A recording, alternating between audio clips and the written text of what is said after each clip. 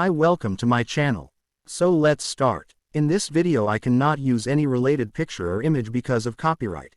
Why of The Wrath of Becky, an innocuous vengeance dream that sets a teen young lady in opposition to a lodge loaded with neo-Nazis. The Wrath of Becky.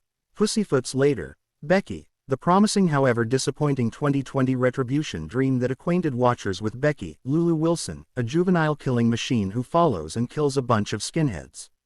Nazis are just another genre trope in both movies, since it never really matters that Wilson's bratty avenging angel has a beef with a nationalist militia group called the Noble Men. Neo-Nazi twerps are soft targets, which ostensibly makes rooting for their cartoonish destruction easier. It's still probably telling that, in both Becky and The Wrath of Becky, Wilson's character must also lose a loved one before she gets fired up about killing wannabe fascists. It's not enough that these dim-witted thugs stand in for real American hate groups, including QAnon and the Proud Boys. This time, much like last time, it's personal. The Wrath of Becky pointlessly retreads the first movie's pathetic dramatic setup. Becky, still Wilson, now 3 years older, 16, watches another gang of white guys kill a cherished guardian. At least in Becky, the sudden and seemingly random murder of Becky's biological father, Jeff Joel McHale, was one more cosmic injustice after another, according to 13-year-old Becky's emotional logic. Before Jeff kicks off, he tries to get Becky to stop pouting and befriend her new stepmom and stepsister. In The Wrath of Becky, a trio of insecure drips, led by the fratball slimy Sean, Matt Angel, follows Becky back to her place after she spills coffee on Sean's crotch. These guys stumble upon and have a fatal encounter with Elena, Denise Burse, the only foster parent that Becky has grown attached to in the 3 years between Becky and The Wrath of Becky. Becky vows to avenge Elena and tracks Sean's group to a secluded lake house, where they await instructions from Daryl, Sean William Scott, a mysterious Q-like cult leader. Watching Daryl's tough-talking louts squirm is most of the fun in The Wrath of Becky, since these guys, in addition to killing Elena, are also planning a January 6th-style coup.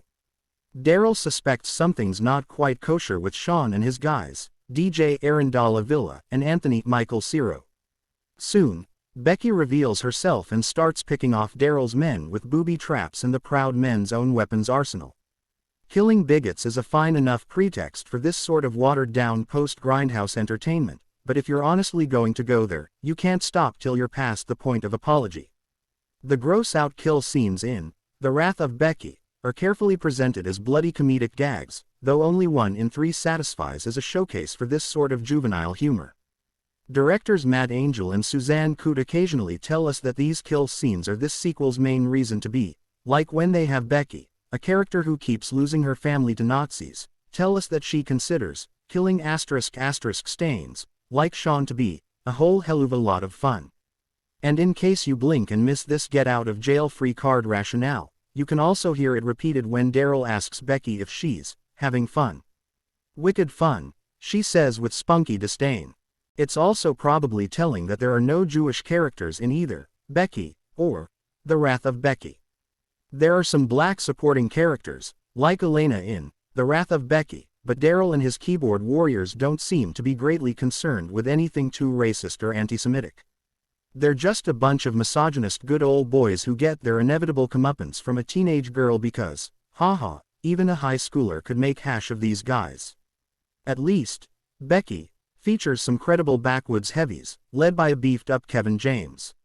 Unfortunately, Scott often seems more peeved than angry in The Wrath of Becky, which makes his performance look more like stunt casting than even James's against-type work in Becky. Daryl puts some mild dramatic pressure on Sean and his guys, who eventually reveal they inadvertently led Becky to Daryl's cabin. But these guys are generally never so gross or hatefully stupid to make good punching bags. The makers of The Wrath of Becky seem to recognize that there's a line of good taste that Becky's killing spree must cross, but they never really go there. Early on, Becky daydreams about killing the twerpy diner patron, John D. Hickman, who asks Becky to butter his toast for him. Becky's creators cap off a bloody fantasy sequence with a tacky freeze frame and a voiceover aside that assures us, in Becky's words, that, "I didn't actually do it." As if there was ever a doubt.